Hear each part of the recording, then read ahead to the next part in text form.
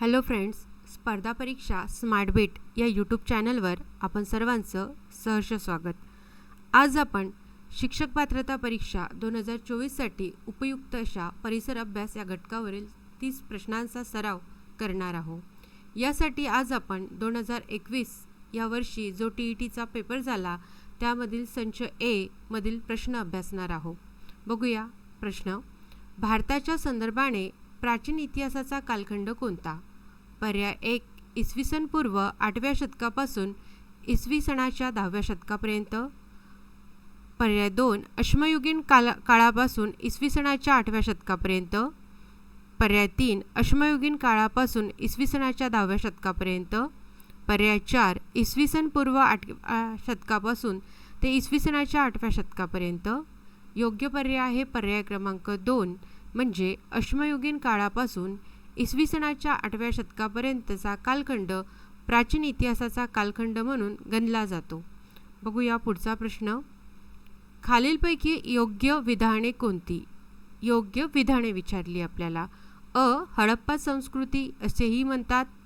ब हडप्पा व मोहेंजोदडो या दोन्ही ठिकाणच्या अवशेषामध्ये समान वैशिष्ट्य दिसून आली. क हडप्पा व मोहेंजोदडो ही दोन्ही शहरे आज पाकिस्तानात आहे. अ, ब आणि क या तिन्ही विधानांचा विचार करता ही तिन्ही विधाने योग्य आहे, म्हणून पर्याय क्रमांक 4 म्हणजे तिन्ही अ, ब आणि क हे विधाने योग्य आहे. बघूया पुढचा प्रश्न. मानवी उत्क्रांतीच्या टप्प्यातील बुद्धिमान मानव कोणत्या नावाने ओळखला जातो? पर्याय 1 होमो हॅबिलिस. पर्याय 2 होमो इरेक्टस. पर्याय 3 निअँडरथल. पर्याय 4 क्रोमेनॉन मॅन. यापैकी योग्य पर्याय आहे पर्याय क्रमांक 4 म्हणजे क्रोमेनॉन मानवाला बुद्धिमान मानव म्हणून ओळखले जाते. हा प्रश्न इयत्ता 5वीच्या पुस्तकातून सरळ विचारला आहे. यापूर्वीही या स्वरूपाचा शक्तिमान मानव कोण असा प्रश्न TETमध्ये विचारला गेला होता. त्यामुळे आपल्याला इयत्ता 5वीच्या पुस्तकातून जो विशिष्ट उत्क्रांतीच्या टप्प्यातील मानव आहे हा घटक अतिशय चांगल्या प्रकारे करायचा आहे. बघूया पुढचा प्रश्न. शिवकाळात हिंदवी स्वराज्याचा साम्राज्याचा भाग नसलेला प्रदेश दर्शवणारा पर्याय कोणता? पर्याय 1 कर्नाटकातील बेळगाव. पर्याय 2 कारवार व धारवाड. पर्याय 3 तामिळनाडूतील वेल्लोर. पर्याय 4 मैसूर व मदुराई. इथे मैसूर हवा आहे म्हणून पर्याय क्रमांक 4 मैसूर व मदुराई हा शिवकाळामध्ये हिंदवी स्वराज्याचा भाग नव्हता, कारण कर्नाटकातील बेळगाव, कारवार, धारवाड व तामिळनाडूतील वेल्लोर इथपर्यंत हिंदवी स्वराज्याचा विस्तार झालेला आपल्याला दिसून येतो, पण मैसूर आणि मदुराई हा प्रदेश हिंदवी स्वराज्याचा भाग नव्हता. बघूया पुढचा प्रश्न. छत्रपती शिवाजी महाराज हे आपल्या सहकाऱ्यांना उद्देशून बोलत आहे असा प्रसंग कल्पून कोणी काव्यरचना केली आहे? 1 महात्मा ज्योतिबा फुले. 2 सुब्रमण्यम भारती. 3 रवींद्रनाथ टागोर. 4 सरोजिनी नायडू. योग्य पर्याय क्रमांक आहे 2 सुब्रमण्यम भारती यांनी अशी काव्यरचना केली आहे, कारण महात्मा ज्योतिबा फुले यांनी शिवाजी महाराजांवर एक पोवाडा लिहिला होता. त्यामुळे सुब्रमण्यम भारती हे या प्रश्नाचे योग्य उत्तर आहे. बघूया पुढचा प्रश्न. मध्ययुगीन भारताचे पहिले आरमाल दल कोणत्या शतकात उभारले गेले? शतक 15वे. पर्याय 2 16वे. पर्याय 3 17वे. पर्याय 4 18वे. योग्य पर्याय आहे 3 म्हणजे 17व्या शतकामध्ये मध्ययुगीन भारताचे पहिले आरमार शिवाजी महाराजांनी उभारले होते, कारण त्यांना आरमाराचे जनक असं म्हटलं जाते. भारतीय आरमाराचे जनक असं त्यांना म्हटलं जाते. आणि शिवाजी महाराजांचा जन्म तुम्हाला माहीत आहे 1630 म्हणजे 17व्या शतकामध्ये झाला आणि त्यांच्याच कारकिर्दीमध्ये त्यांनी आपलं आरमार दल उभारलं होतं. बघूया पुढचा प्रश्न. छत्रपती शिवाजी महाराज यांचं जन्मठिकाण शिवनेरी आहे, तर समर्थ रामदास, इथे रामदास पाहिजे, रामदास स्वामींचं जन्मठिकाण आपल्याला सांगायचं आहे. तर पर्याय 1 सज्जनगड. पर्याय 2 जाम. पर्याय 3 चाफळ. पर्याय 4 शिवरगड. योग्य पर्याय आहे पर्याय क्रमांक 2 जाम या ठिकाणी समर्थ रामदास यांची जन्मभूमी आहे. बघूया पुढचा प्रश्न. शिवराय आपल्या सेवकांची सहकार्यांची पित्यासारखी काळजी घेत या वाक्याशी संबंधित स्पष्टीकरण देताना विद्यार्थ्यांना शिक्षक कोणाचा दाखला देणार नाहीत? पर्याय 1 मदारी मेहतर, पर्याय 2 कान्होजी जेदे, पर्याय 3 प्रतापराव गुजर, पर्याय 4 बाजी घोरपडे.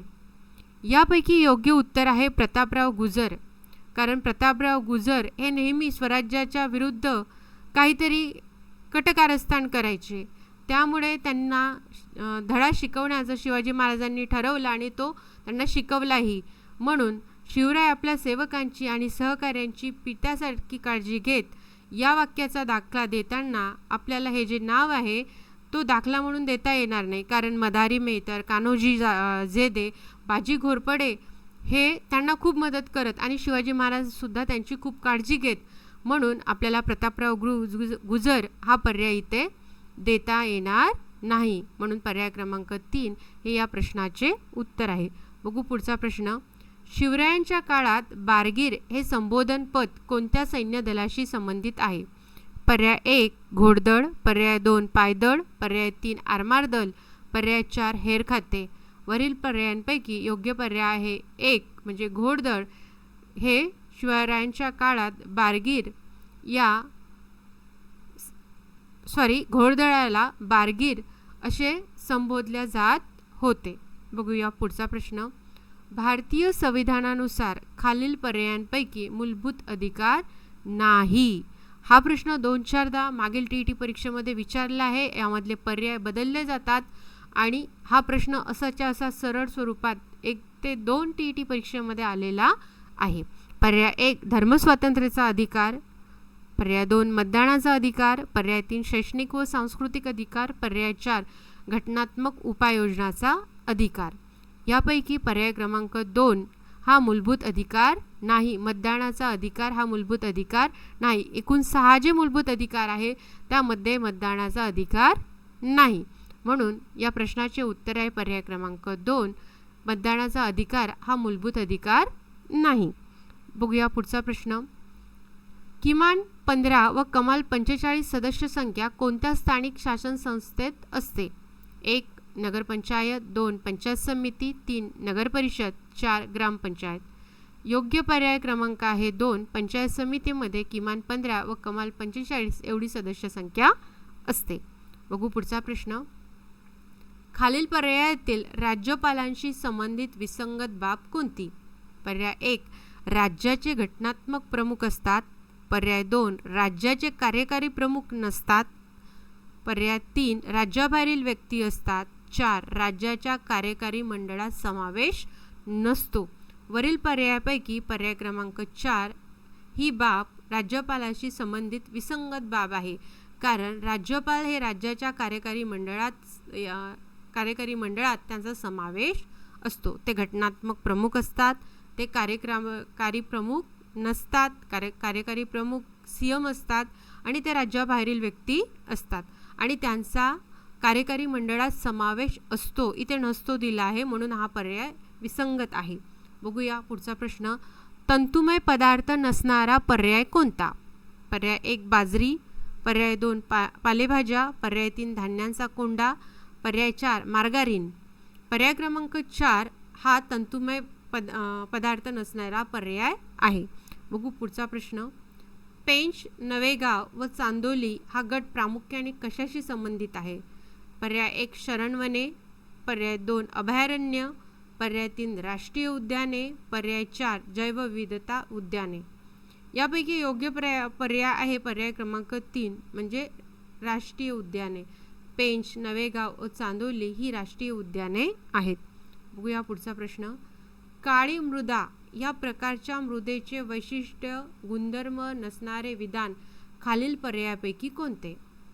नसणारे विधान आपल्याला विचारलेले आहे. जे विधान काळी मृदाला लागू होत नाही ते विधान इथे आपल्याला सांगायचे आहे. पर्याय 1 बेसॉल्ट खडकाचा अपक्षय होऊन या मृदेची निर्मिती होते. 2 टिटॅनिफेरस मॅग्नेटाइट या घटक द्रव्यामुळे काळा रंग प्राप्त होतो. 3 पाणी धरून ठेवण्याची क्षमता जास्त असते. 4 या मृदेला रेगूर इथे रंगूर झालेला आहे, इथे रेगूर पाहिजे, रेगूर किंवा गाळाची मृदा असेही म्हणतात. तर वरील पर्यायापैकी पर्याय क्रमांक 4 हे या प्रश्नाचे उत्तर आहे. कारण इथे छोटीशी एक बाब वेगळी दिलेली आहे. या मृदेला रेगूर मृदा म्हणतात, पण गाळाची मृदा याला म्हणत नाही, म्हणून हा पर्याय यामध्ये वेगळा आहे. बघूया पुढचा प्रश्न. महाराष्ट्रातील जलसिंचन क्षेत्राचा विचार करता सर्वसामान्यपणे जलसिंचन साधनाच्या वापरानुरूप सर्वात जास्त व सर्वात कमी अशी जोडी दर्शवणारा पर्याय कोणता? यापूर्वी सुद्धा हा प्रश्न आलेला आहे, पण प्रश्नाचं स्वरूप हे वेगळं होतं. उतरता क्रम चढता क्रम मध्ये विचारला होता हा प्रश्न. पर्याय 1 कालवा व उपसा, 2 कालवा व तलाव, 3 विहिरी व उपसा, 4 विहिरी व तलाव. बघा, सर्वात जास्त महाराष्ट्रात जलसिंचनाच्या क्षेत्रात विहिरीचा उपयोग केला जातो, जवळजवळ 55%. तर सर्वात कमी उपसा सिंचन केल्या जाते, जवळपास 8%. म्हणून पर्याय क्रमांक 3 हे या प्रश्नाचे उत्तर आहे. बघूया पुढचा प्रश्न. महाराष्ट्रातील सह्याद्री पर्वतीय प्रदेशात आढळणाऱ्या प्रमुख जाती कोणत्या? याही प्रश्नाचं स्वरूप परत फिरून विचारल्या जाते. यापूर्वी त्यांनी सातपुडा पर्वताच्या प्रदेशात कोणत्या जाती असतात असं विचारलं होतं. या ठिकाणी सह्याद्री पर्वत विचारला आहे. ही बाब आपल्याला इथे लक्षात घ्यायची आहे. पर्याय 1 कोरकू आणि वारली, पर्याय 2 वारली आणि कोकणा, पर्याय 3 कोकणा आणि भिल्ल, पर्याय 4 भिल्ल व कोरकू. योग्य पर्याय क्रमांक 2 वारली आणि कोकणा या जाती सह्याद्री पर्वतीय प्रदेशात आढळतात. बघूया पुढचा प्रश्न. खालील पर्यायापैकी रेखावृत्त वैशिष्ट्ये कोणते? म्हणजे आपल्याला रेखावृत्ताचं वैशिष्ट्य ओळखायचं आहे. पर्याय 1 परस्परांशी समांतर, पर्याय 2 लांबी समान, पर्याय 3 मूळ रेखावृत्त म्हणजे बृहत्वृत्त, 4 0° रेखावृत्त म्हणजे विषुववृत्त. यापैकी आपल्याला रेखावृत्ताचं वैशिष्ट्य विचारलेलं आहे. तर पर्याय क्रमांक 2 म्हणजे लांबी समान असते, रेखावृत्त म्हणजे उभे, त्यांची लांबी समान असते, म्हणून पर्याय क्रमांक 2 हे या प्रश्नाचे उत्तर आहे. बघूया पुढचा प्रश्न. मैदान या नावाने ओळखला जाणारा प्रदेश कोणता? पर्याय 1 छत्तीसगड राज्याचा दक्षिण भाग आणि ओडिसा राज्याचा नैऋत्य भाग, 2 छत्तीसगड राज्याचा मध्य भाग आणि ओडिसा राज्याचा पश्चिम भाग, 3 पूर्वेचे पठार, 4 कर्नाटकचे पठार.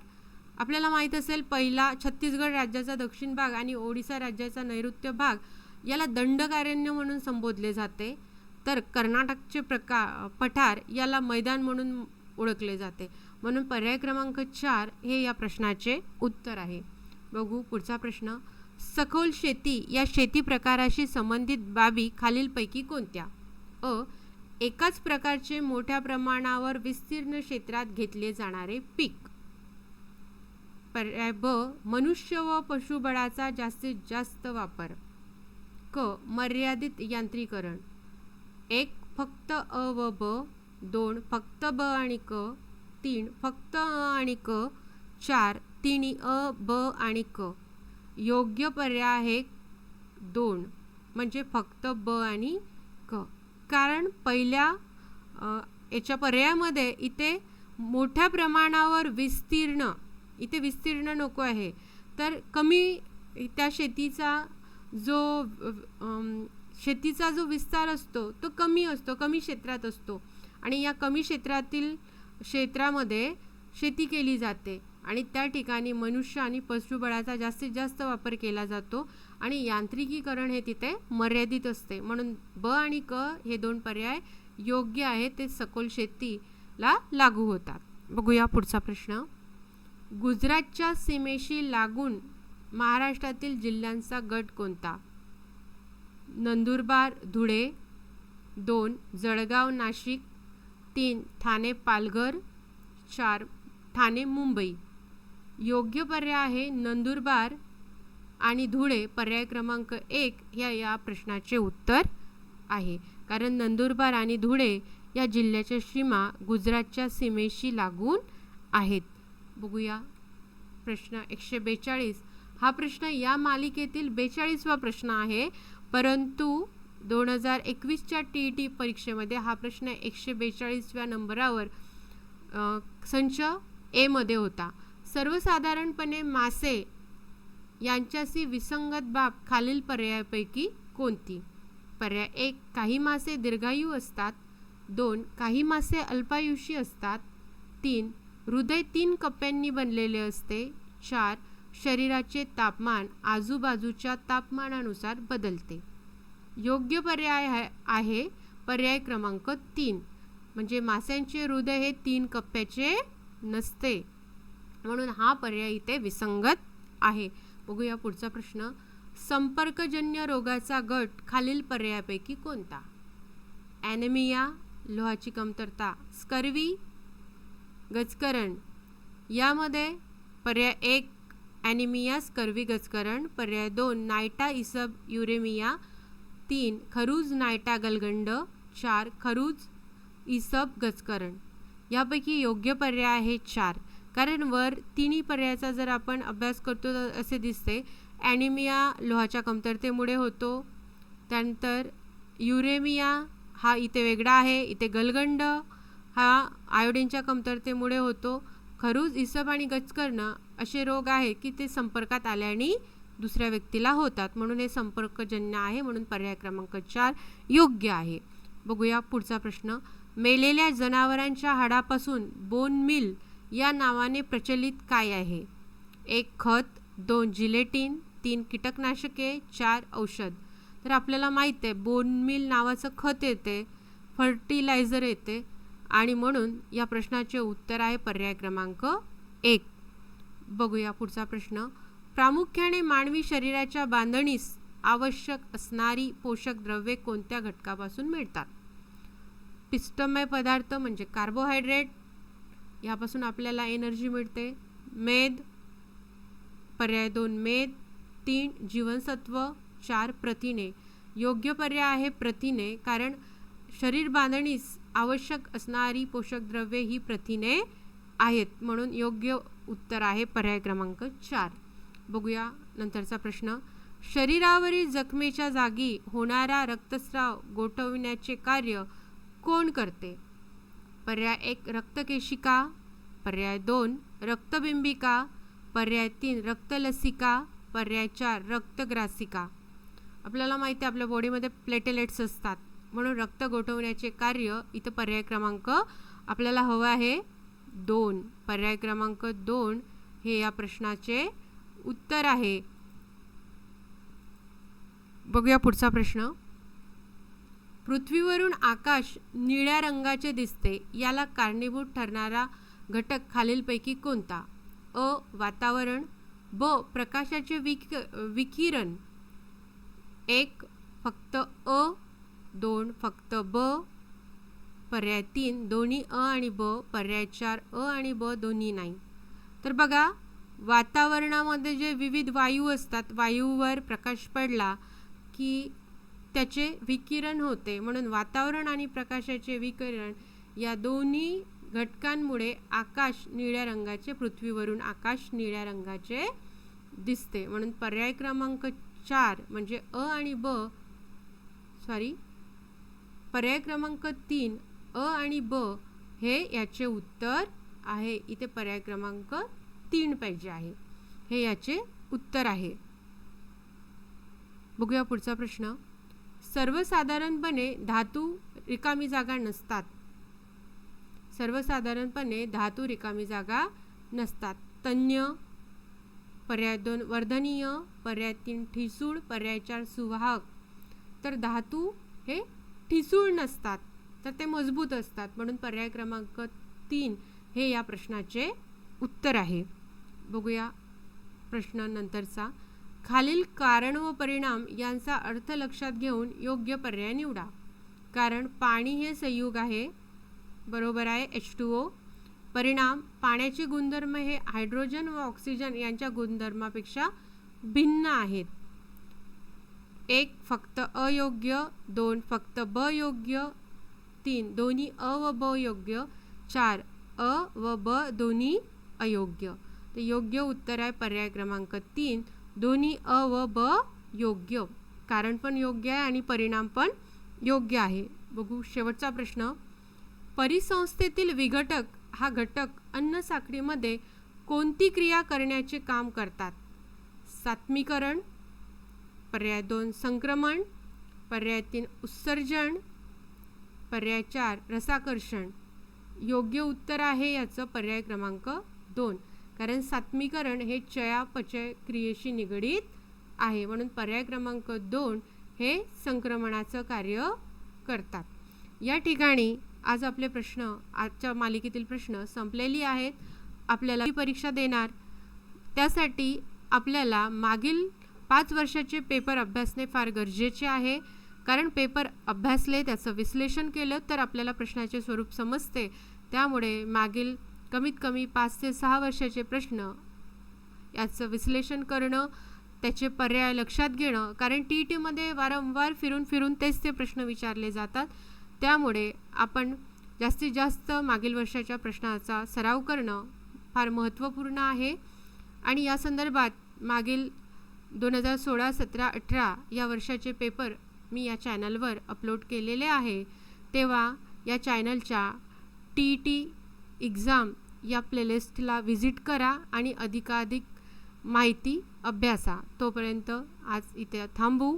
पुन्हा भेटू एका नवीन व्हिडिओमध्ये. थँक्यू.